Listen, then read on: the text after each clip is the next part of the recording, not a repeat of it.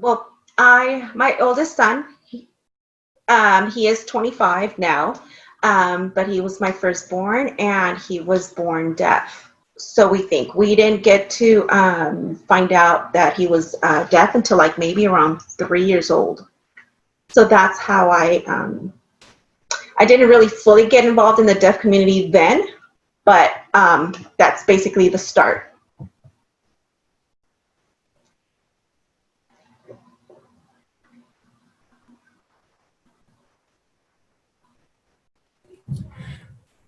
How was it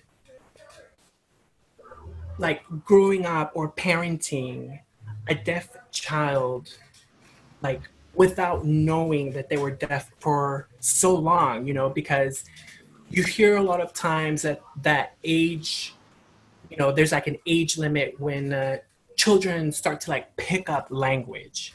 And I remember hearing that it was typically between the ages of like 2 and 3 that children start to really pick up language at that time. It just soars. Um, what did you notice with your son that made you start suspecting or do something different? I didn't notice it at first. My husband did. It was around maybe I think like maybe a year and a half, and my husband was playing with some the little rattles or whatever that have the keys, the toy keys, and he noticed that on one side when he would play with it, he would turn, and then when he would do it on the other side, he would just continue playing. He wouldn't move. So he kept on doing that, and he called me over, and he's like, "Hey, I think there's something wrong with Richie. I don't think he could hear." Me being a young mother, and that was my firstborn, I was like, leave my child alone. I grabbed him and I took him upstairs to our room.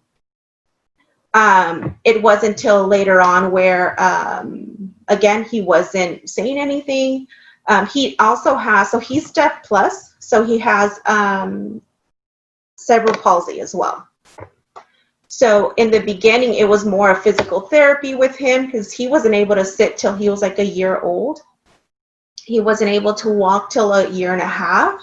So he was really delayed. And my own focus was that. So when he told me that he had another issue with him, that's when, being a young mom is, again, I was just like, leave my child alone. There's nothing wrong with him. And that's when early intervention came, and they're the ones that were like, let's go get a hearing test done on him. And that's when, so around 3 years old, we found out.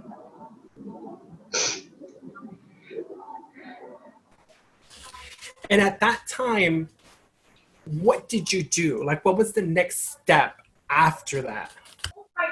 So the next step after that was obviously, going to audiology and them telling me that he was severe to profound deaf.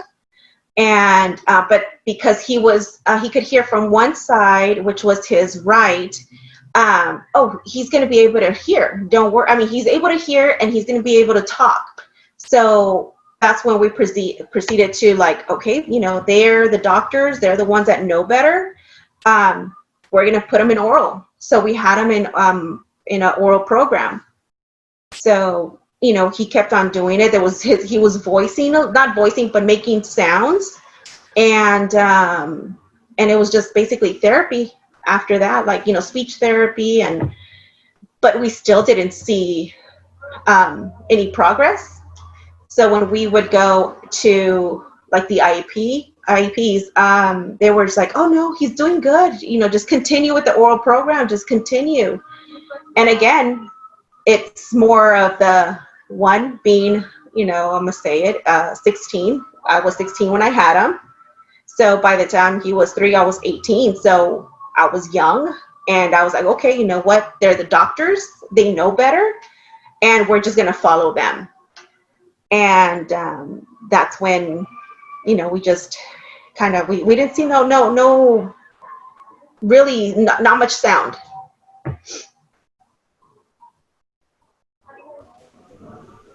And when did you start to think, okay, something more needs to happen? Like he needs more than just oral school or quote learning how to be hearing, right? Like he needs more than that, because obviously your son was not hearing. You know, he was deaf in one ear and can hear from another one, but you're still deaf. You know, so when did you decide, okay, this route isn't working, let's switch it up and find something different? Well, that actually happened as actually in the third grade. But I'm gonna back up a little bit. Where I had him in kindergarten, and that's when we kind of mainstreamed him into a, because back then it was either oral or sign. Like you couldn't do both. And we when we took him to one of the his kindergarten class, because he was diagnosed with ADHD. He was never in class. He was always running around. And at that point, the principal decided, like, you know what, just follow him. Just follow him. If he like leaves the class, just follow him, as long as he doesn't get hurt. So that's another delay in learning, because he was never in class. So when we would show up, my husband and I would, randomly just show up to make sure, what was going on. We would see that the teacher, they had the what are called the receivers back then. They had a little box here in the ear, the hearing aids, and the teacher would wear it.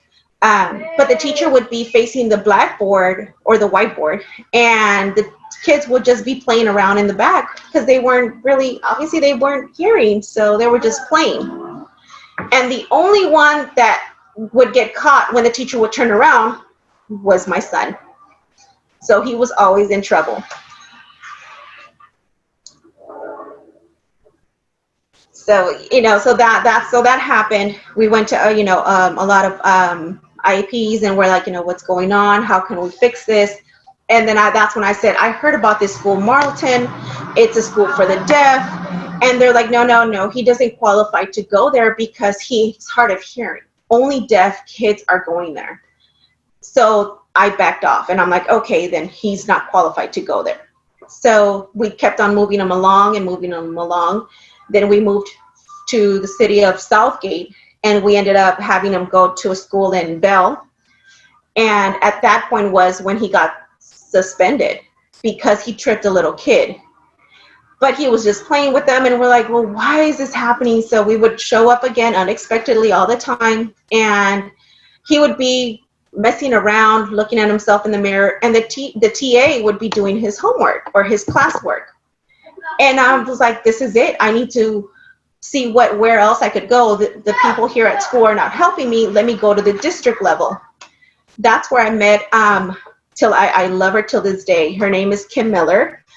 And she was, so she was from the district. She came and talked to me.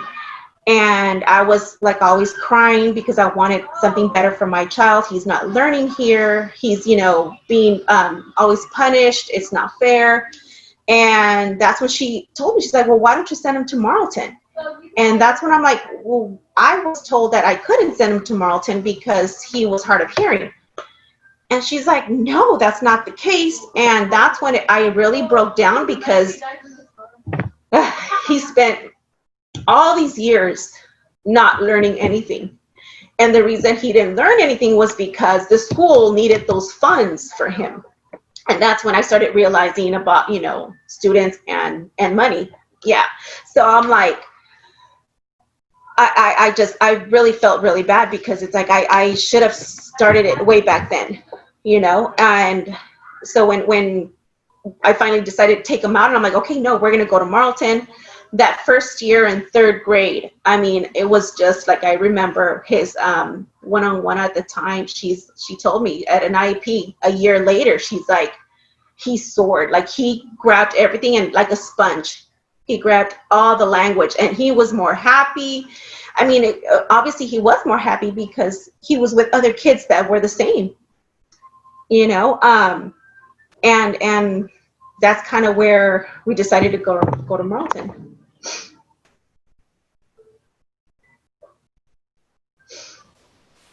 Now I'm curious about your signing journey. Okay. No, I know that you're still picking it up, which is great. I want you to continue learning.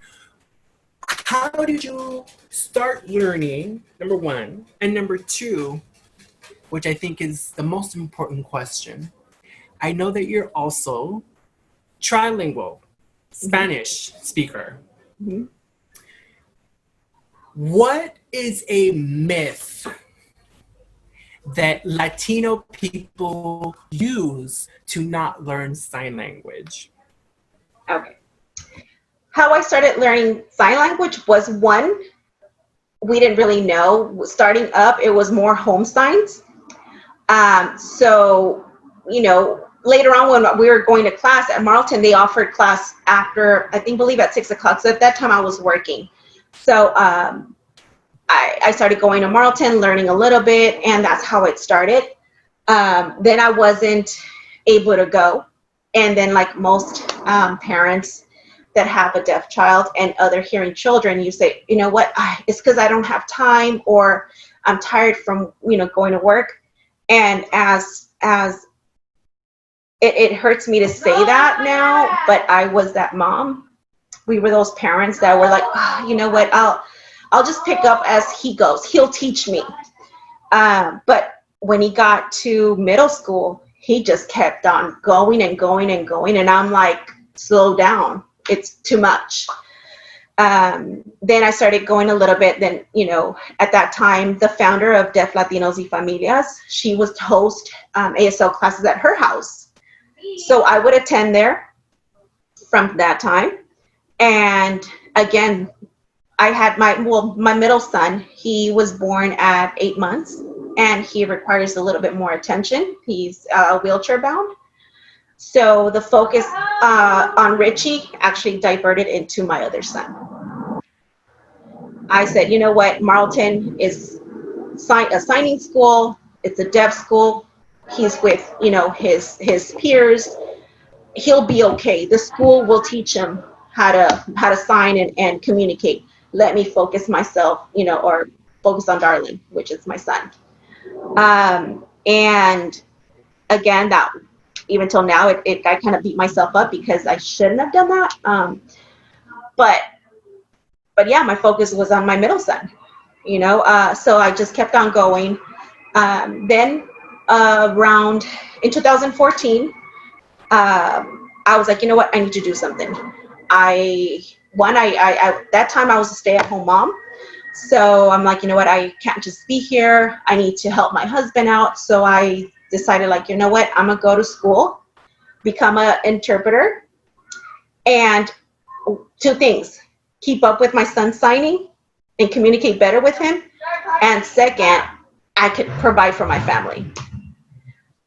So I did the whole, interpreting program. I graduated, and that's when I didn't really make that connection while I was in school, where I needed to be out in the deaf community. I needed to be out there and involve myself in there.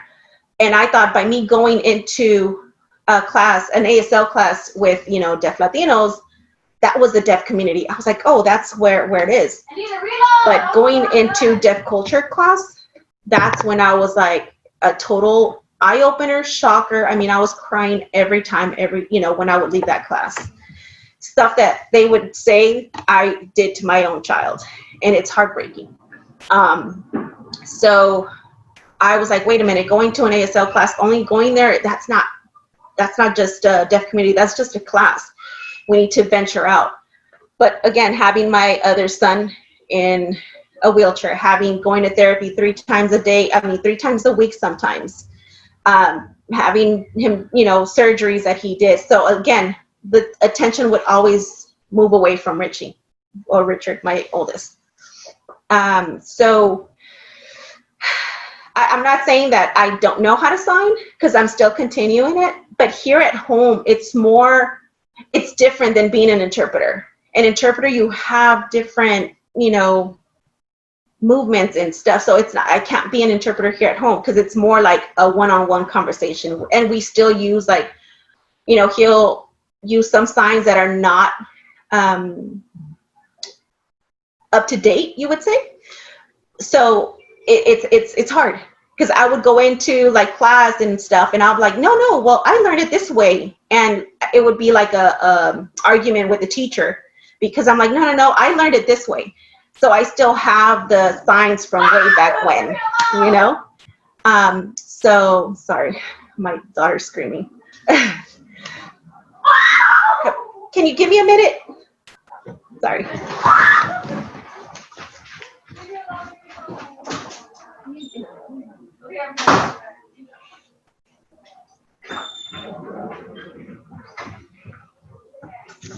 Sorry, she's playing a game with her cousins, and they're fighting in the game.